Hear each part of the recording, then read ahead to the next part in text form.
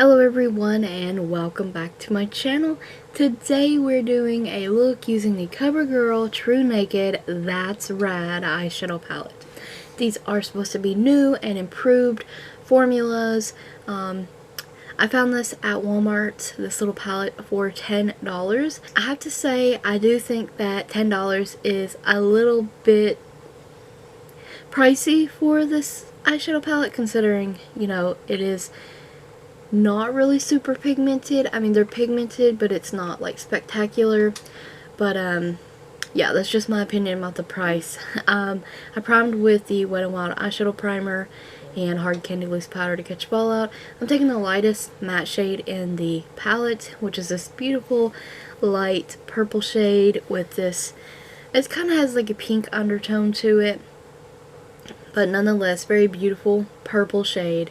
And I'm just going to windshield wiper this in the crease. This is sped up 3 times normal speed, and that goes to show you how long it took to build this shade up in the crease. And I'm taking the NYX Pigment Primer and layering that up on the lid, up into the crease slightly, and then the outer corner. And I'm laying down this so these eyeshadows have something to stick to. They're shimmery. They need an additional sticky base to really perform or show up. Well, not show up, but I mean like just be like blam in your face like they are on the eye right now. Otherwise, you would lose a lot of that shimmery, glittery goodness when you apply these, especially if you sweep them, so you're going to be better off patting them onto your lid, like I'm doing here, with a flat shader brush. You can also get this product, or the shadow, on your brush and wet it to foil it, and it will adhere better too, but you most definitely need a secondary base while using these eyeshadows that are shimmery in the palette. I'm going to go in with that beautiful, it's kind of like a hot pinky shade, but really it's more of like a blurple shade. So it's a cross between like a pink, purple, and a blue. Strange, right? But it definitely has a blue shift to it.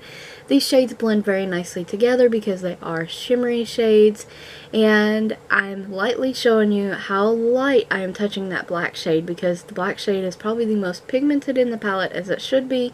There is quite a bit of fallout with these shades as well, and I'm just going to slowly work it into the crease to avoid as much fallout as I possibly can. And on a pencil brush, I'm just kind of guiding it around the look where I want it. But overall, I am happy with this palette.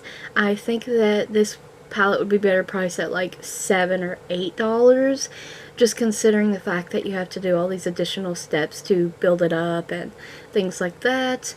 Overall though, I love the color story though, and I'm going to go in with the AOA Studio Perfect Pressed Powder to highlight with. This is just in porcelain. There's not a definite highlighting shade in the palette. Well, there is a shimmery white, but I'm not applying it under the brow bone or on the brow bone. I'm just not doing it. I'm going to blend the crease shade that I used in with the powder I used, build that back up again, and wipe away my fallout. I'm taking the shimmery, darker, almost black shade in the palette for my lower lash line, and I'm going to carefully build that up as well. And I'm going to take a bit of the shimmery purple down there as well, and I'm going to take the shimmery white in the palette, wet that, and because if you don't wet this, these shades are a little bit chunky too, and the glitter just is going to get everywhere. You're better off wetting these or using a secondary base for these shadows to stick to. I know it sounds like I'm hating on this palette, but I'm really not. It's actually a nice palette. It's just I want to give you guys ideas of how to make this work for you if you feel a little annoyed or overwhelmed that it's not actually working the way you would think it would. And I am going to use my LaColors gel eyeliners, the Midnight Black and the Enchanted here. And this is Believe Beauty's Extend Mascara. A couple coats of that. And the eyes are done. I think they came out beautiful. But I just wanted to give you guys a little bit of an idea of how to make them perform better for you. And I just used the lip gloss today. It's the LaColors Iridescent Holographic lip gloss. And here is our finished look. I hope you guys enjoyed the makeup tutorial. Stay tuned for more makeup tutorials using this palette. Thank you so much for watching. Don't forget to like the video, comment, subscribe, and ring the bell if you haven't already. Check the description box as well as the cards for additional links as well as the product list. And stay tuned for more makeup tutorials.